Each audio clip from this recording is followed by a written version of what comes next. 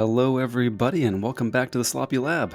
This is Bottom of the Beaker, the weekly show about the design, ducks, and gosh dang it, design, ducks, and game. Oh man, of KeyForge, yeah, everybody, and I mean everybody's favorite deck game. I'm JT Russell, and I'm here to tell you that a Crucible standard year is exactly 3,457 minutes long, not a second more or less. Yep, don't give me those looks. It's a fact. Well, and the man to back me up on that is here as well. I'm, of course, talking about quickdraw 3457. How we doing, quickdraw? I am good this evening. I am very surprised to hear that a year is that short. I thought you were going to say 3,457 days. That would be a long year, although we would have to also define minute and day in this context. So we haven't really said anything, but the man who would probably refute us on this is also in the lab. So we'll see, I guess. I don't know. We'll see. It's my pleasure to introduce Cloggin, aka Nick. We'll go by Nick on the old cast here this evening. Nick, you are, am I right? You are an award-winning game designer.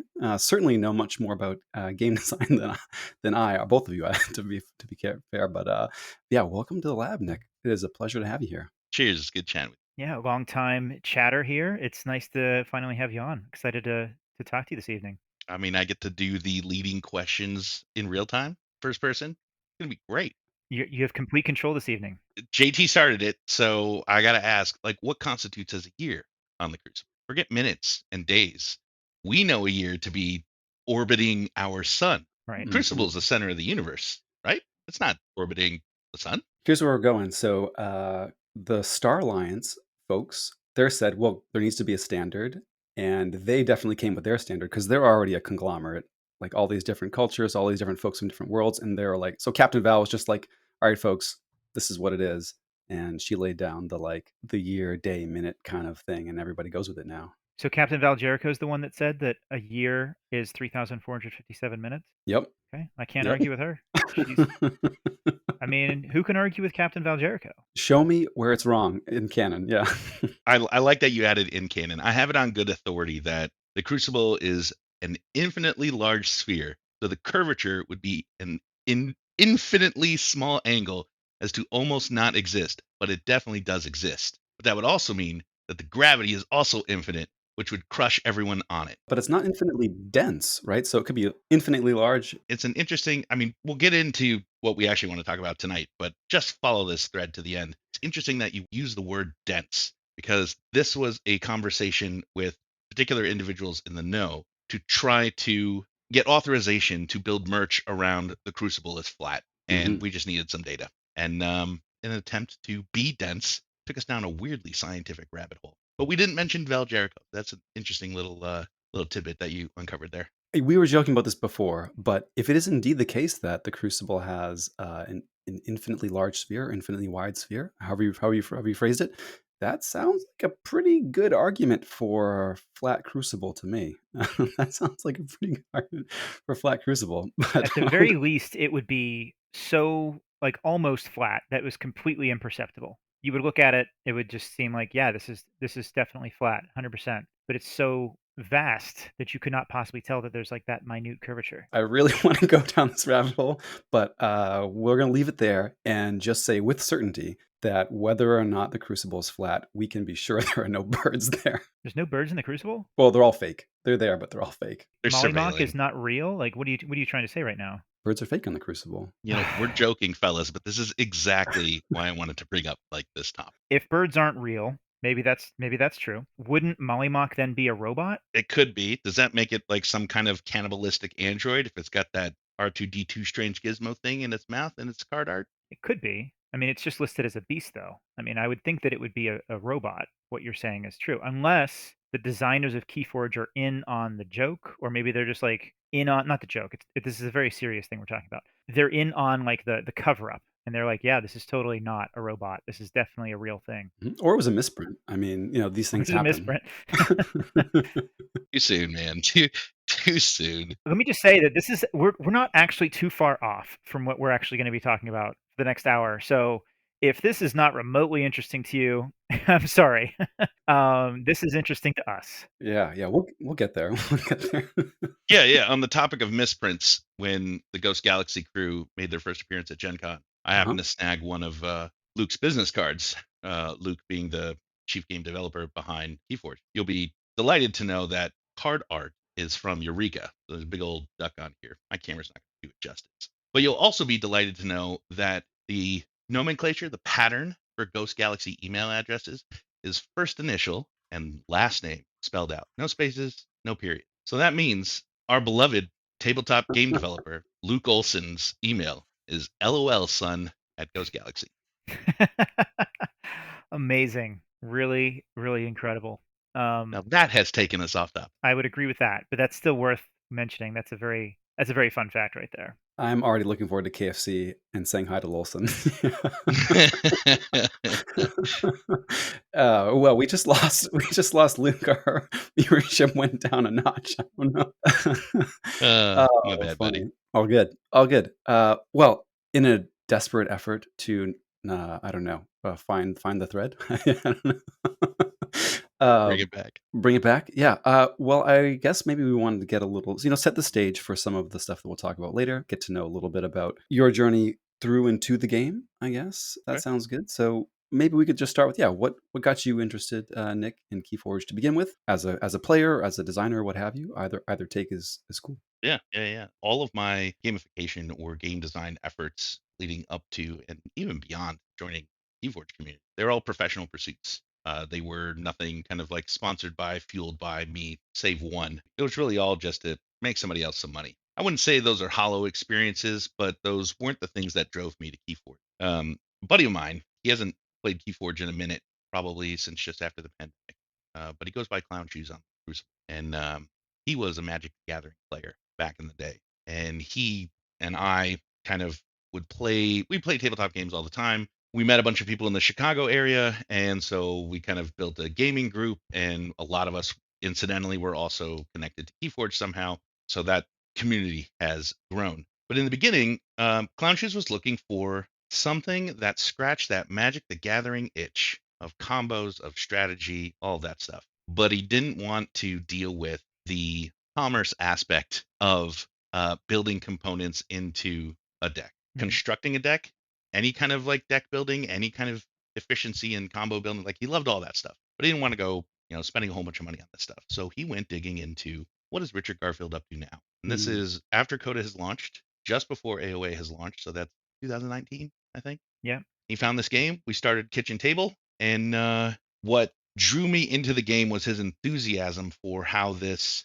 I don't know. He didn't explicitly say it, but it lit something up in him. It was something nostalgic while also being new because it was new to both of us. Like there wasn't a whole lot of advantage to his prior Magic experience or my ability to be a crazy person, and we had a lot of fun with it. And for a long time, it was just him and I, kitchen table, like cranking through decks. I think this is hilarious to me now, but at the time, I thought it was really cool that at one point we had acquired so many decks, I could cover a playmat with the total quantity of decks. I think that might have been one of my first Reddit posts that was related to like relationship stuff when I was a teenager or something like that. And we had no idea about how to rate decks or evaluate decks. We were really only focused on like particular cards. For Clown Shoes, it was about what those cards did.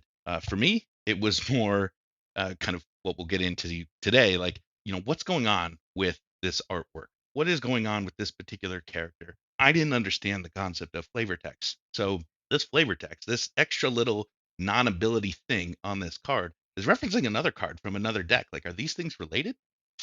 So those kind of elements piqued my curiosity and kind of kept me going with KeyForge. Sometime before KFC first one, what was that, 22? I kind of hung up the decks, tired from playing KeyForge.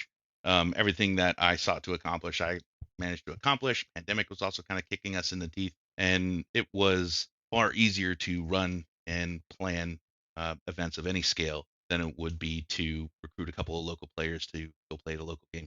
Again, pandemic condition, right? Like we all had to deal with Hmm. that. Some of us are still dealing, but even without playing on a regular basis or with any real motivation to achieve something or win something or I don't know, finally beat Astron at his own game with his own decks. Um, like without any of those being like a chief motivation. What's kept me in KeyForge has really been like the prospect of the kind of things that we were just riffing about.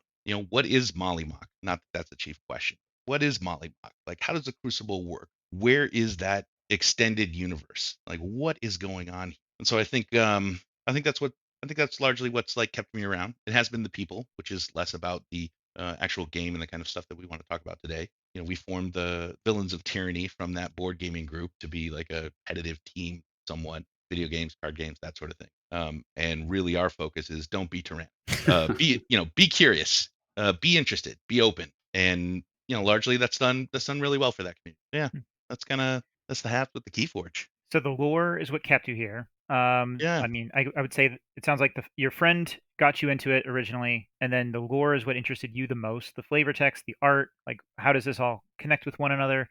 But then what about like the design of the game? Like it was somewhat similar to Magic, and I know you haven't said you hadn't played Magic before, but that's kind of familiar. It sounds like to Clown Shoes, and that was kind of nice for them. But mechanically speaking, you've also mentioned to us before about the algorithm and what this did for gaming and how this was like a new thing. Like, did that also kind of keep you involved? I think the short answer is yes. In the beginning, the algorithm, or we just knew them as unique decks. We didn't understand. We did technically try to reverse engineer like how these decks were put together. As many people have seen me talk in the public space, I don't completely grasp the rarity concept and how that plays into any of these games.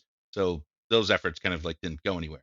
But this idea that I have a pre-configured set of something for Clown Shoes, it meant he was chasing after cards, or definitely before I was. And for me, it was more, how do I tell the story about what's going on with this deck? What's going on with this arc? Hmm. It was very easy for me to immerse myself in the role play of I'm an Archon. These are the tools available to me.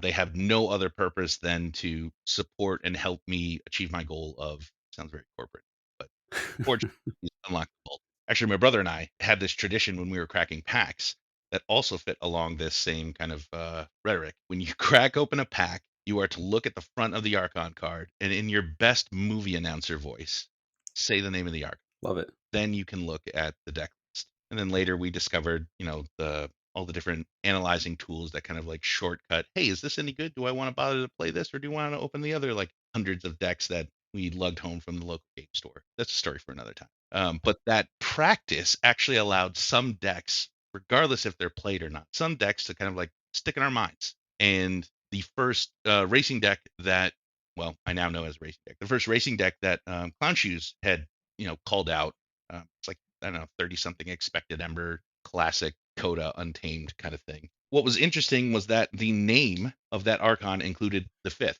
Okay, well, if that's the fifth, how many decks do I have to crack in order to find the fourth or the Hmm. sixth or the spawn of or the spouse of or anything along those Can't tell you how much time I've spent looking for those. I look for those lines? all the time. Never find them. I mean, the whole evil twin thing, right? When we had the best set Mm, out and we were trying to like pair all that stuff up, that was a considerably, well, I guess it was technically geocaching. Was it? No, not really. That was a much easier treasure hunt than trying mhm. to find the lineage. We tried to map it at one point. Don't do it. It's not Yeah. hard pass. I have a lot of decks that are the spawn of something else, and not a single one matches up with another one that I've ever With seen. another one. Yeah. I mean, that's good. I mean, to go back to like the Genius of KeyForge, I'll call out that the Genius of KeyForge is the algorithm. It is the ability to take multiple components, and I'm ignoring the rarity thing because I don't completely get it, and it's fine that I don't get it. But taking a whole bunch of components, whether they're related or not, whether they're classified as the same house or not, have similar abilities or not, taking all those components and creating something that then a player is going to go have a whole bunch of situations with. They're never going to have the same game twice. Yes, okay. If you're practicing for NKFL or for Kagi or whatever, you'll probably have the same kind of matchups twice. But largely, whether it's kitchen table or local game store gaming, this is a unique experience every single time. And for someone who was focused on like the story elements or the artwork or the flavor text, having that opportunity to tell a new story every single time made it very easy to not just get into KeyForge, but have appreciation for what it is that they put together. But then that's it. That's where my assessment of the genius of KeyForge like kind of ends. Anything beyond that is just kind of like, sure, this is a run of the mill for how games work.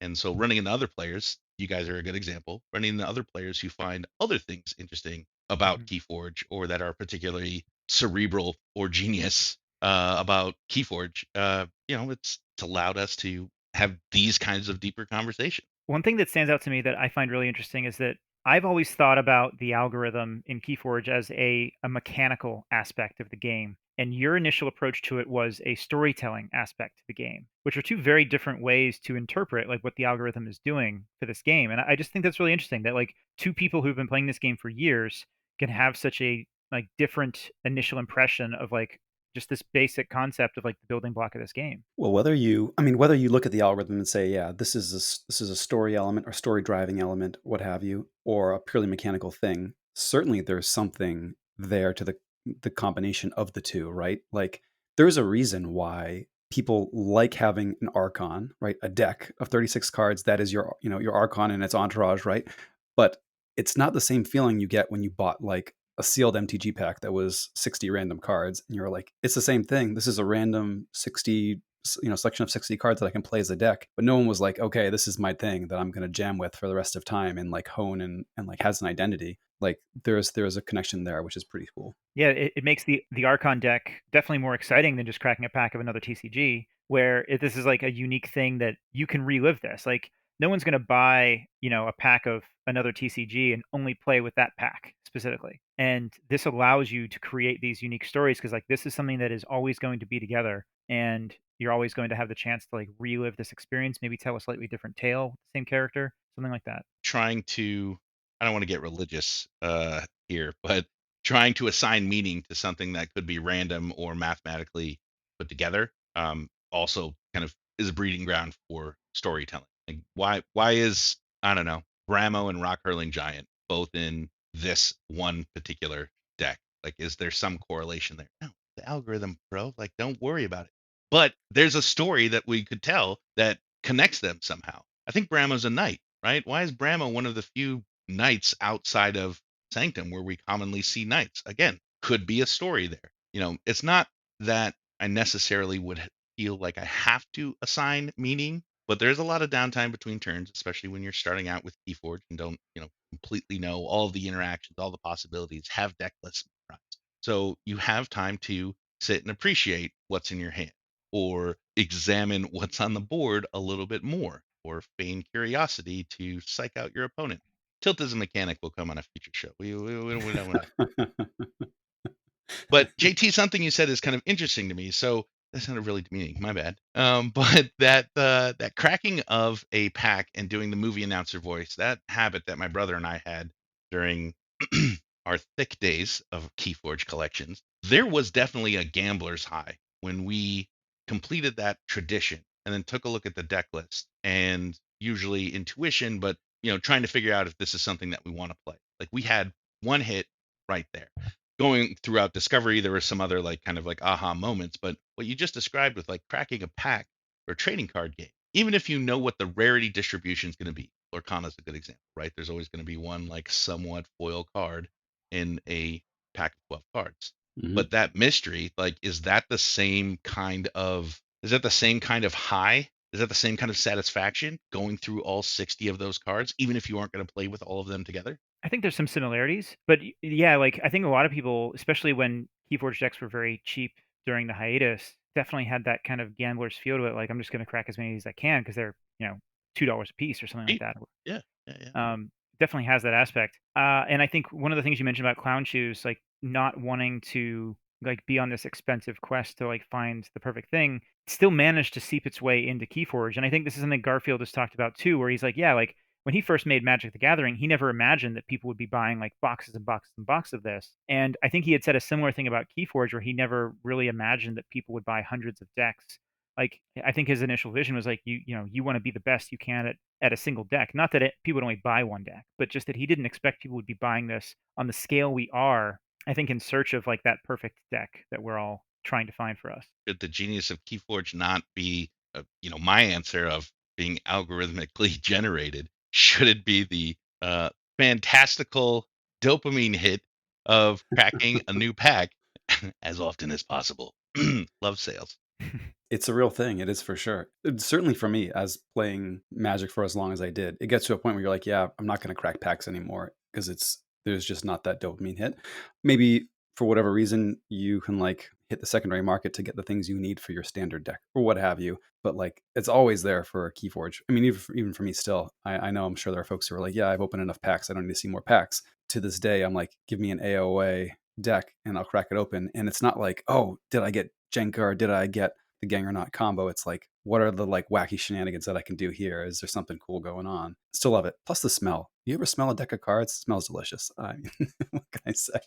I don't think Keyforge is the best smelling cards that I've encountered, but they're not bad. Okay, tangent, but it depends where it was printed. Okay, Yeah, I don't love Cardamonte ink because of the you're sweeter smell, you're but wrong. You're just objectively wrong. Cardamundi has well, the best tasting cards that exist. I mean, just talking smell. Just talking smell here. Well, I mean, smell is like most of your taste is the sense of smell. You're trying to separate these two things that you can't separate. The difference between us quick draw is I'm being serious. There's a group called Make Playing Cards who have fried chicken scented Oh, decks of 52 cards. I did not know that they made scented cards. I've heard of makeplayingcards.com though. You know, when you're trying to promote KFC, you find all kinds of stuff. But I digress. Yeah, That's a good folks one. folks who are here on the stream, but not listening at home, will see a bunch of playing cards behind me. So I've done a lot of like regular deck playing cards opening, and have if you ever watch somebody do like a deck opening on like a deck opening video or whatever, go over YouTube, search for playing card review. Guarantee you they will talk about the smell. Guaranteed, 100% it's going to happen. And if they don't, they're just not one of the great reviewers. I don't know. So is this part of the storytelling of Keyforge? You know, like you have the scent of a deck. Maybe every Archon has their own Oh. unique scent. Well, jokes aside, right? Scent is supposed to be like the strongest sensory thing tied to memory, something along those lines. Hmm. So in my earlier story, while my brother and I will do the movie announcer voice of an Archon or whatever, and that'll solidify the deck and maybe some key elements that come after that in our minds. Maybe the smell of a deck can help you, trigger some memories about interactions, cards that are in that deck, how you're supposed to play it, how you're not supposed to play it. But not if every deck smells the same. Well, I mean, the pandemic did a number on a lot of people. So, maybe go back and check out your old decks and maybe they smell a little different and trigger some different memories. Hmm. I cannot keep a straight face with this line of discussion. Though there, yeah, joking aside, there may be something to the creative elements that lend hooks and levers for like mechanic designers to lean on, right? So yeah, we're joking a little bit about smell, but the creative treatment for a card can help you, grok a card's mechanical ability. Certainly, I can tell you, like hit and run, that means something to you outside of what just the card does. You're like, yeah, I'm gonna punch something and run away. Like, okay, 2 damage back to hand. Like, got it. Like, I'm good. And so there's a creative element which is a little bit more shallow than what we're trying to get at with kind of some of this larger narrative stuff, but it's kind of playing into the mix. Certainly It's relatable. it's Um, relatable.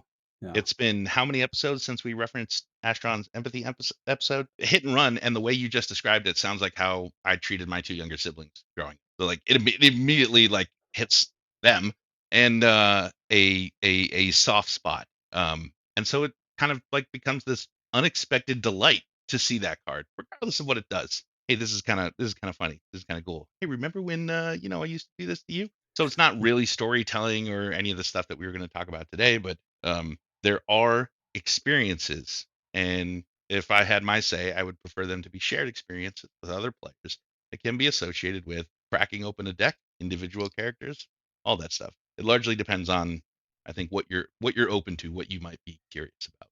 It kind of takes us on. I'm gonna push us forward because I Well keep taking done. us down rabbit holes. Well played. Yeah. So one of the things I wanted to talk about at super length, but the TED Talk folks won't call me back, is the narrative-driven game design. Now, there's this concept of narrative-driven game design. There's a separate concept of narrative game design, and thinking more professionally, there are game writers, not coders, but actual writers, and there are narrative designers or narrative writers who, again, not coders, not necessarily visual artists.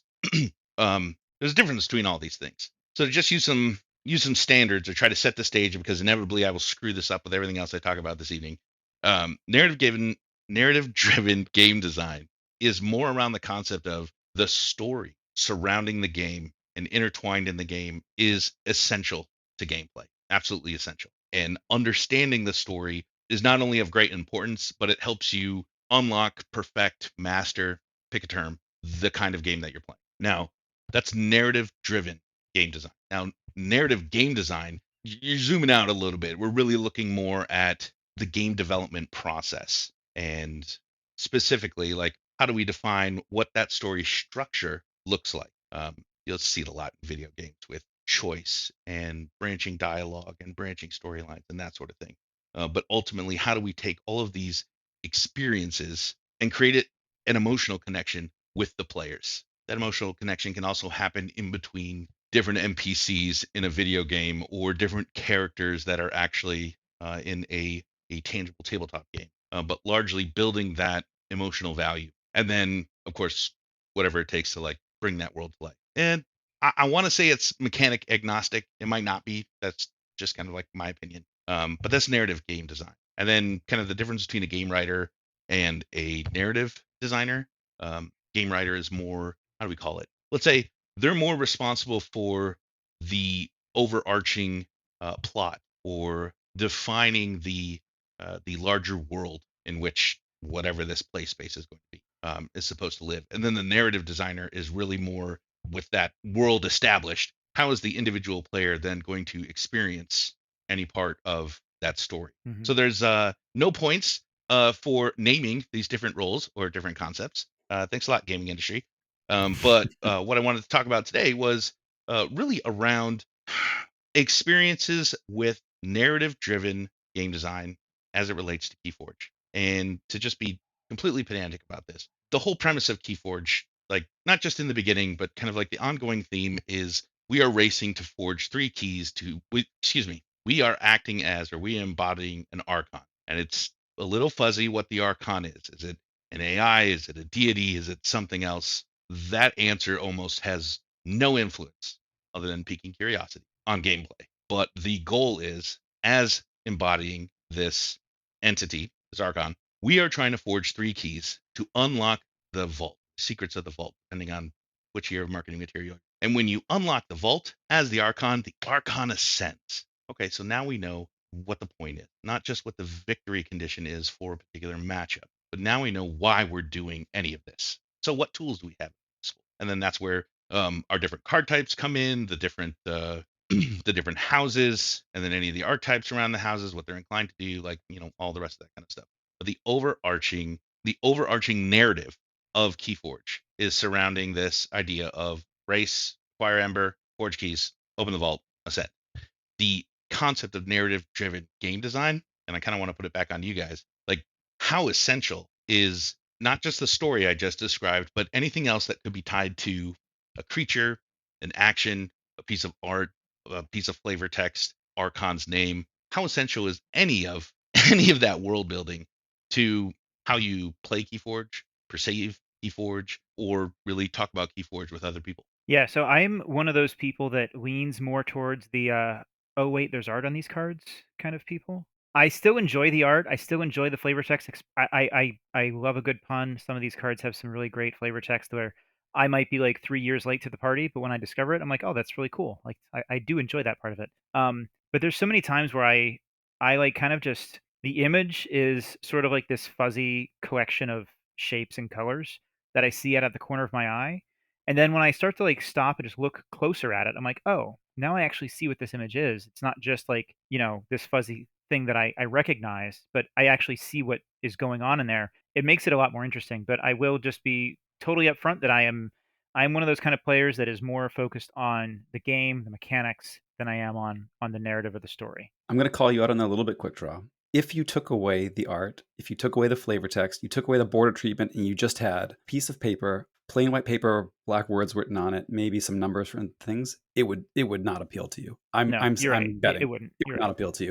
And Yeah. so perhaps narrative-driven game design is not quite the right term, even for me. But there's maybe a middle ground where there's like narrative-enhanced game design, right? Like I view myself as a competitive player. I play KeyForge partly as a competitive outlet, right? It's not my entire relationship with the game, But if the game was just plain old pasteboard with some words written on it, it would not appeal to me. Like, it's not just like random vehicle for churning out W's in a competitive setting. Hopefully, that's not very appealing to me. So, is it sort of like, is the narrative sort of like an essential piece to the game? I guess not. If you're looking at it like very sterile, like mechanical sense, like the game still holds together if you completely wipe the creative off and like paste a new piece of creative on. Like, it still holds together, but it is enhanced to the point where without it, like, it probably isn't appealing to me anymore. Okay, so I have not received an Ember Skies pledge.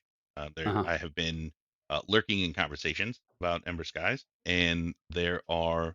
I'll attribute one quote, but there are two quotes that have really like stung as far as impressions around Amber Skies. Mm. One of those statements is that the Sky Beasts are so wildly, stupidly powerful and very boring design. And then the other quote that I want to throw out there, this is actually from one of Ashron's streams earlier this week. It might have been the 17th or the 16th. I think he was streaming one of his league games.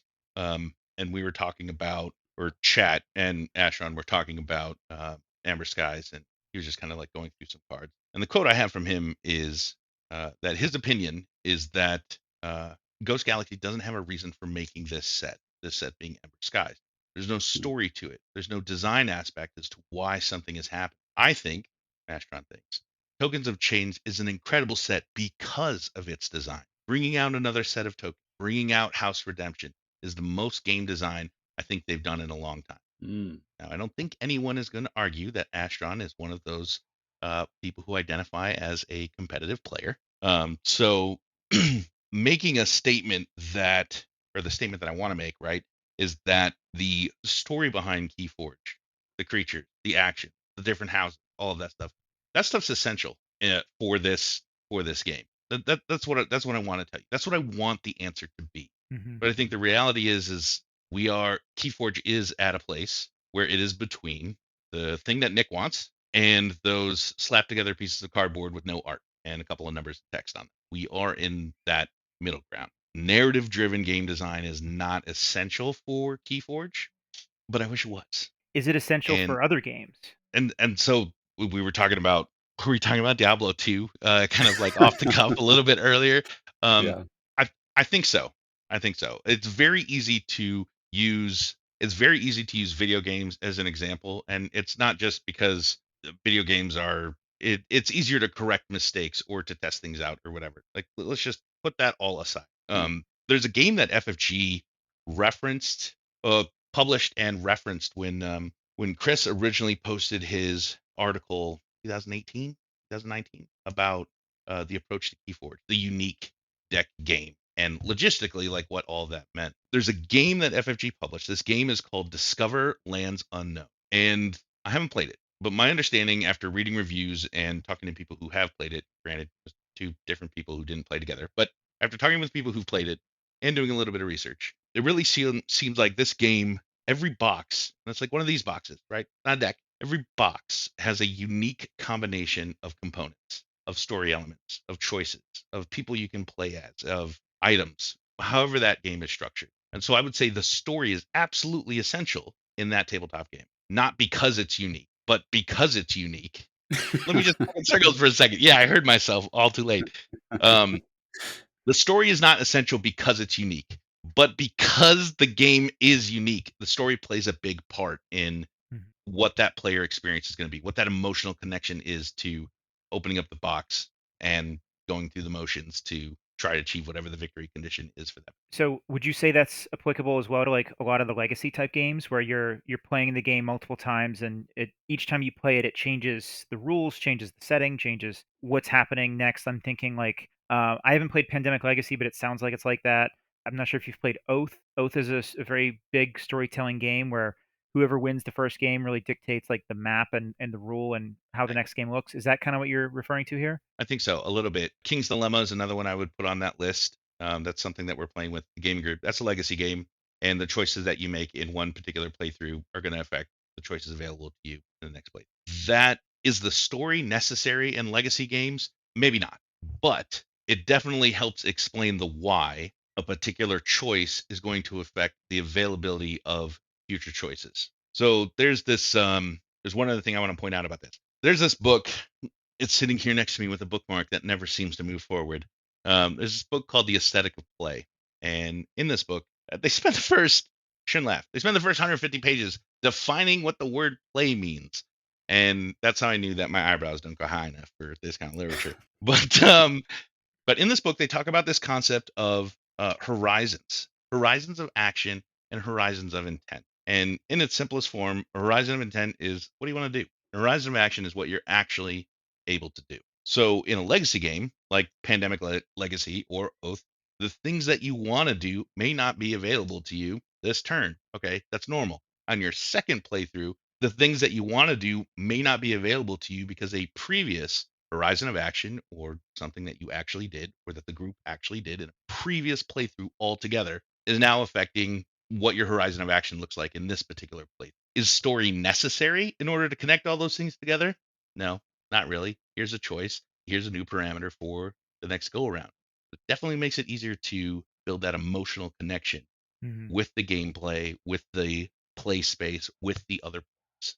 I do think that emotional connection is really important though. Like one of the things we had talked about brainstormed earlier this week when we are talking about this was why are people attracted to some card games? Like there might be an IP attached to it. There might be a story attached to it that they're familiar with. They have this emotional attachment to it. And then I was kind of asking like, okay, like why do people still play games with like these 52 card decks that don't really have that flavor and theme? People still come back to them. So like those are kind of missing it, but those kind of games also persist. So how would you kind of explain that? Yeah. I think I don't know how to start. I don't know how to account for taking a 52 card standard deck and not just playing different types of games or different, let's say, combinations of game mechanics in a competitive or a solo way. You don't necessarily have to put a story around any of that stuff.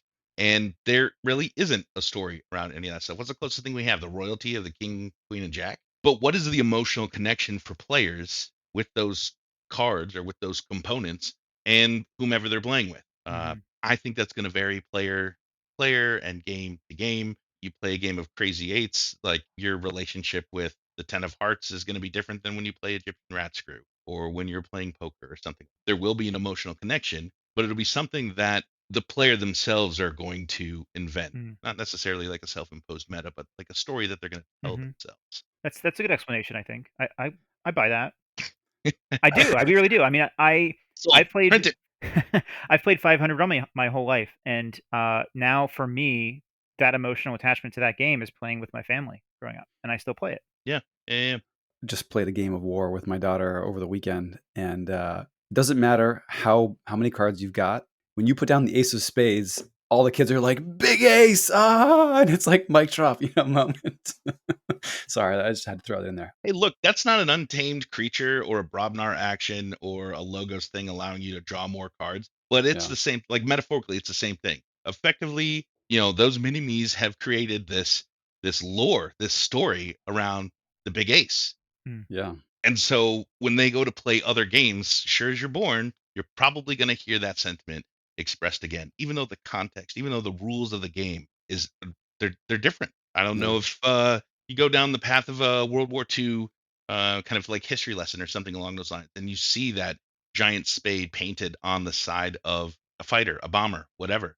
Like that emotional connection to Big Ace is going to occur again. Now, is that going to help whatever it is that you're learning in history class? I don't know. I didn't take American history. I don't remember any of that stuff. But that storytelling, that self storytelling, and then self reinforced storytelling, is Mm. that essential for playing with that 52 card deck? I think the answer is no. I want the answer to be yes, but I Mhm. think the answer is Well, I guess it means a little bit. The answer is like to what end? It depends. The answer is always it depends, right? But like you look at like if Quickdraw and I were playing a game of Go Fish, we would yeah, grab one of those decks off the shelf there, and they'd have standard faces, standard court cards.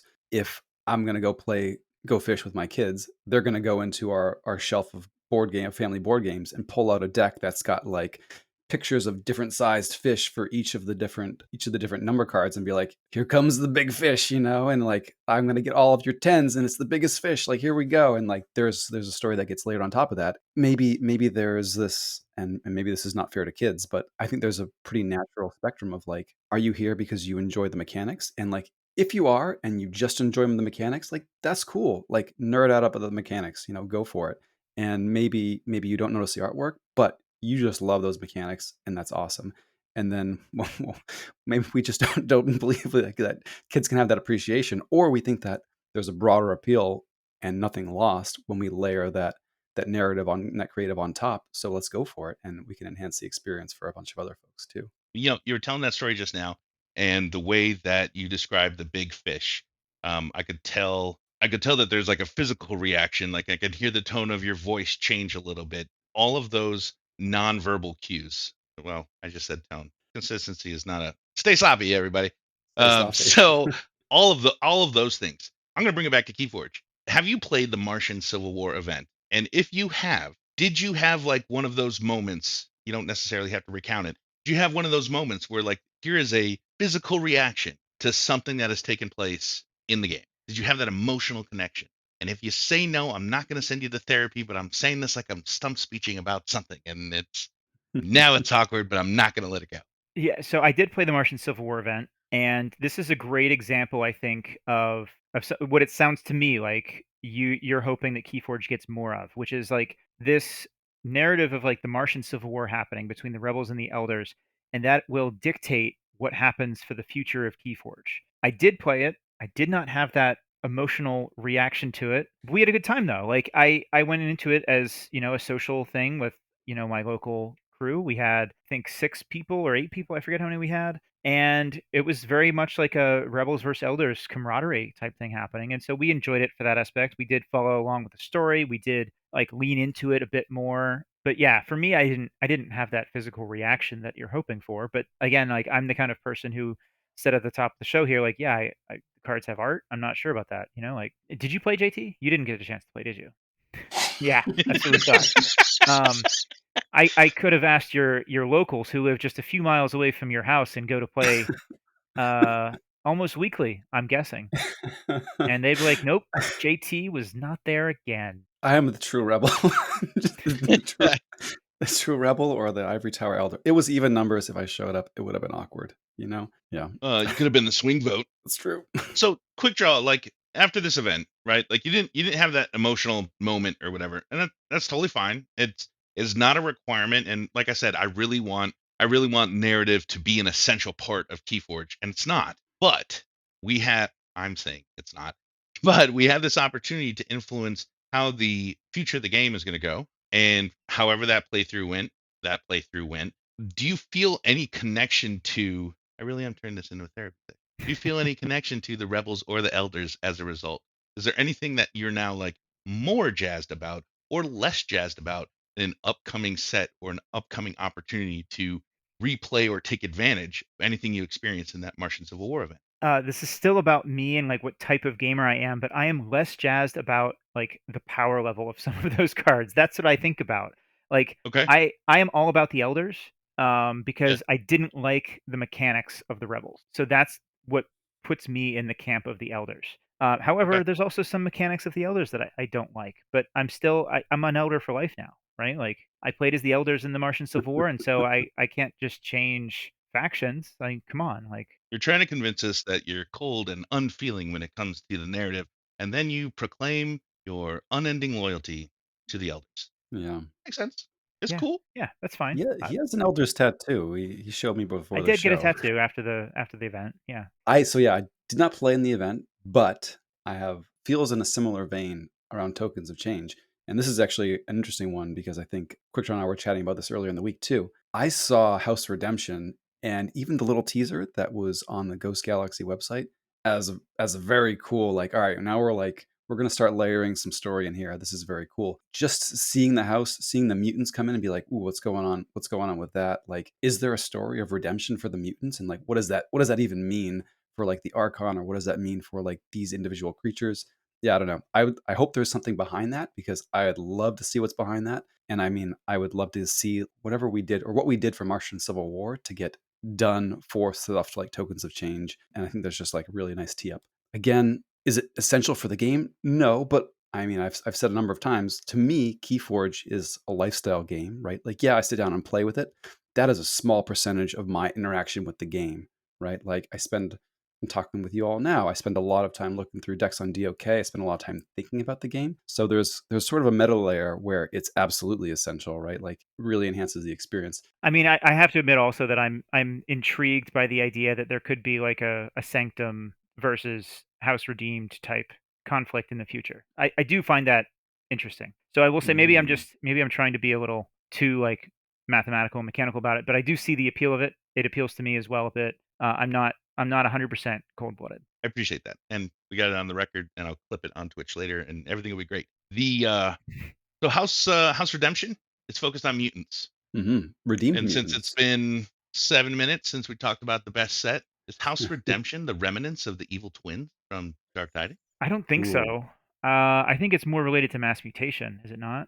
Like the you mentioned the mutants being like the mass mutation theme. But I'm thinking about the Dark Ember is what created the mutants. I think Hmm. I think so too. there Yeah, Yep. there's some connection there. And then shortly after those mutations were happening, then the best set happened. the best set happened, right? Sorry. So this is unfair. This is unfair both to the viewers and to the listeners. There's a card, Uriel Circumspect. Yeah. Uriel the Circumspect. Right. So he's got an evil twin. I assume it's a he. I don't know. He's got an evil twin. And in the artwork of the evil twin, I also can't spell his name. In the artwork of the evil twin, there's a chest, underarm, and a Hmm. big pointy sword at some figure in the foreground. And the art that made it onto the final card is not the art that the artist submitted as their final piece. The Ooh. artist's final artwork that they submitted, that guy's got a tail. He's got a tail that looks like the Sanctum Serpent leader person. Now, this Ooh. isn't inside Interesting. information. You can find this information because you have nothing better to do than to follow Nick's rabbit holes down into the personal portfolios of the artists of KeyForge cards. Ketzer's corroborating in the chat here as well. Yeah. Yeah. But when you go down that path, okay, so I got goosebumps because I love this kind of crap, right? Like not necessarily about Keyforge, just in general, like uncovering things that may be connected or intentionally or unintentionally, whatever. There's more stuff to discover than just the 45 minutes of sitting down and get my butt handed to me because I have my own self-imposed meta, also not good at the game, and whatever all the rest of that stuff is that I could talk to my therapist about later. A lot of mentions of therapy on this episode. So you have this story of something happening around this corrupted ember or irradiated ember or dark ember. And then suddenly we have all these mutants. And then we have these evil twins and how they're generated kind of matters, but doesn't matter. And it breaks a little bit of just the mechanical part of every deck is unique, but also not really because the evil twins have these like kind of like alternate whatevers. And then we go forget the pandemic and the hiatus and everything else that happened. But then we go for a little break down Winds of Exchange and then down Grim Reminders and arguably also down Ember Skies and all the other side sets. And now we have House Redeemed. It's not just a couple of outliers who were corrupted by Ember. It's not just a couple of outliers who became the evil twins of House Sanctum. There is a whole house. There are enough of them to constitute a whole house. So if you get excited about House Redemption, I fully expect Quick Draw to say, yeah, it's because mechanics are cool and I like the mechanics that I am seeing. But also, like, at least at a subconscious level, I would hope that the connection between all of that lore, including the best set, is how I'm trying to win you over on this one, helps emphasize the importance of some kind of narrative, even if the narrative is not essential to play or master the game. Like that narrative it's fun. It's fun. There's more fun than just the mechanics, and that is maybe uncovering all this nonsense. Mm. You participate in the Vault Tour. If you don't win, you walk away with just as many prizes as you do if you follow these lore rabbit holes. They're Good more times. visually entertaining. Look, I'm going to put a lot of emphasis on what's visually entertaining because the incident, but that stuff's all kind of interesting. So one of the points that you guys wanted to make, and we could probably jump through it pretty quick, is gaming as escapism, right? Like I would love to talk for hours about how the only reason or the core reason or the real motivation behind playing any game, not just Keyforge, is to escape doing your taxes, taking out the trash, doing the needful things that you have to do. Like real life, it's not that it sucks all the time, but here's a temporary opportunity to assume not just another identity, but another set of motivation. Take whatever your real life worries are, set them aside, immerse yourself in this environment with these mechanics and these cardboard cutouts with slapped on text. But it takes you away from whatever your day to day is. And that's Mhm. not to say that people's days are boring. The people who game a whole lot are trying to escape all the time, but you are immersed into this other universe. Mhm. And that may be the whole point of games in general, why we have. And if you don't have that kind of narrative or the lore involved with it, like what are you really doing? Like if you're just gaming just for the sole sake of like accomplishing, you know, something very plain and generic and winning, then isn't that kind of just the same thing as doing more work, right? Like Doing more work. Yeah, that's a great point. yeah, and I think the immersion is good, and you guys are totally valid in saying that, like, yeah, I'm sitting here saying like, oh, I'm here for the mechanics, but yeah, I probably wouldn't play this game if it was just black and white text on cards. You know, like there has to be a little bit more to it than that. And it is, I think, escapism. You know, like it is something that I can do this and not worry about my job and not worry about what else I have to take care of at home or anything like that. It's a nice it's a way to interact for me primarily, socialize with other human beings. But it also is it's fun to go into this lore and play with this archon that you're growing attached to in some ways. Yeah, I freely admit that. I want to point this out for continuity or consistency or what you just described. This is more than just like a bunch of like black and white things. Is also the conundrum that I couldn't give you a good answer for earlier about a standard 52 deck of cards, Hmm. because that does work with a whole bunch of different mechanics. I haven't paid enough attention to the science of why any of that stuff worked or why those types of game mechanics have lasted so long. Story for another time or show notes or something. I don't know. Whatever tagline you guys used to say, we'll never come back to this, but we're going to leave it open because Yeah, we we'll put it in the love show our notes. audience. Yeah. Show We'll notes. put All it right, it is show notes. Right. So we'll do the science and then we'll put it in the show notes later. I don't understand why some of those things work. I have a strong emotional connection with immersing myself in another world or taking on another role or something along those lines. It's been 17 minutes since I mentioned Astron's Empathy episode. So it's very easy to get into gaming for me of any kind. It's very easy for me to, do the kind of stuff that I do professionally because I have to get into the minds of like a user or a customer or something along those lines. And I get that not just empathy, not just storytelling, not just world building, but like there's a lot of elements where that human connection, that emotion, let's call it emotional connection between yourself and fill in the blank is really important to ease the transition to move forward with whatever it is. Progressing through a game, dealing with the guy who's doing your taxes, ordering a taco at the taco truck, whatever. That level of storytelling and play, if you will, makes a lot of those things fun. I just took a lot of, I mean, there's 400 pages in this book, and I just took like the first 230 pages and botched them in like one sentence. You boiled it down in one sentence. Yeah. Well, I have a reputation for not being brief, so there's that. I know you guys post one more question on here that I'm gonna kind of skirt around. What comes first, the story or the mechanics? Richard Garfield is currently associated with a group called Popularium Games. It's his newest venture. This is public information, and he gave a Q&A session a couple Fridays ago, which has now landed on YouTube. I don't know how they edit it all out, but one of the questions that I posed to Garfield that he very kindly answered was around the algorithmic nature of KeyForge and how, ignoring magic, but how mathematics and mechanics work into his prioritization. Hmm. And his answer for this question, based on that Q&A session, is mechanics. He is very mechanics focused. It is mechanics that he's focusing on to find the fun, to build those moments of friction or those small or large puzzles or those horizons of intent and horizons of action that are going to help influence what it is that you're going to do next. I'm mixing all the content tonight together. He didn't talk about horizon, but he did talk about how his main focus is around mechanic. Separately, the board game design lab, the villains have it linked in their Discord, so we can put it in the show notes later. The board game design lab had a podcast episode from ages ago about theme. And one of the things that they mentioned is that indie game designers of any kind should not try to fit mechanics into the theme or add mechanics for the sake of the theme. They should be focused on, to kind of bring this full circle, what Garfield talked about, which is bringing together different mechanics, different scenarios that are going to foster that fun for a single player or for multiple players, or even head to head in a more competitive environment before anything else. I'm Hmm. botching this summary. Do you think that's the correct answer, or do you think that's Garfield's interpretation. I think that's Garfield's answer. I'm going to paraphrase JT earlier when he said it depends, and I'm going to say, well, it depends. Who your target audience is and what it is that you're trying to accomplish, I think ultimately is going to dictate. Are you focused on mechanics or are you focused on story? Is there a story you want to tell? Is there a story you want people to experience? And then how do you want to experience that? Or is there like something that you want people to do or figure out, or like a puzzle or some math or reaping that you want people to do? And so, how are you going to present opportunities for them to do that? How are you going to present challenges so they can't do it easily and they have to be a little bit more cerebral or deliberate in what they do?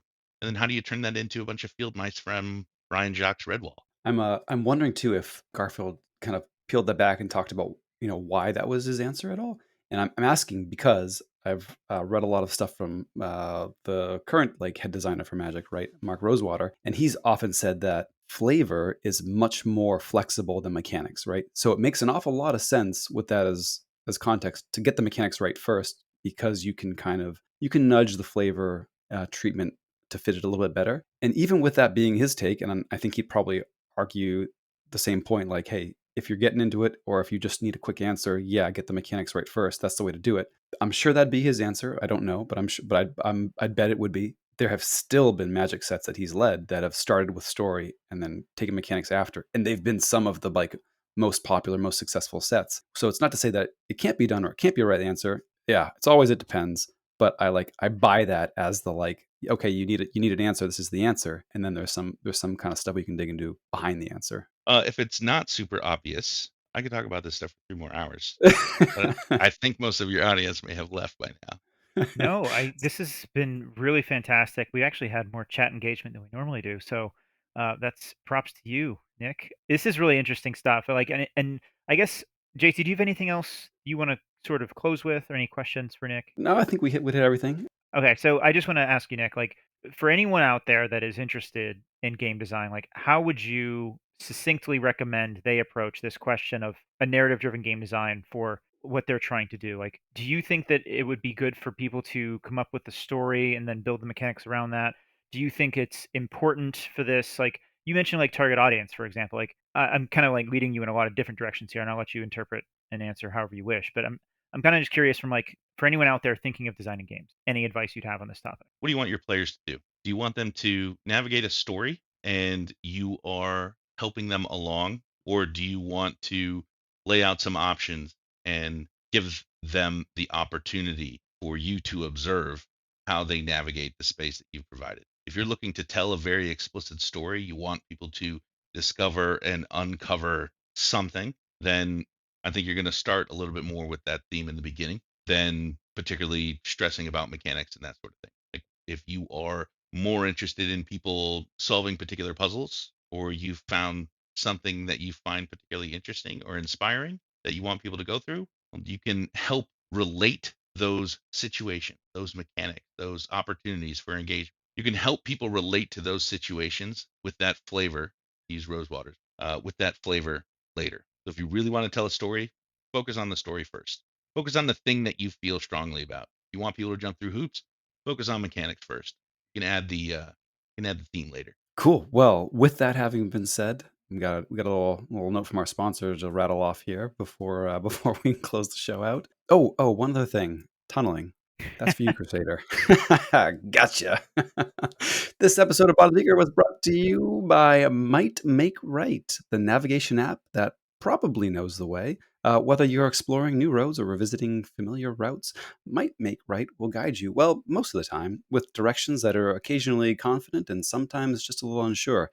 This app will keep you on your toes as you make those lefts, rights, or maybe rights again. Perfect for the adventurer who enjoys a little unpredictability.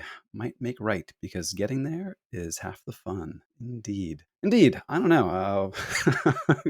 Keep you on all 9 of your toes. I There mean, you we're go. talking about narrative driven. It's fine. It's fine. Fix it in post. That's where we fix all the things, right to the show notes, Right to the show notes. Yeah.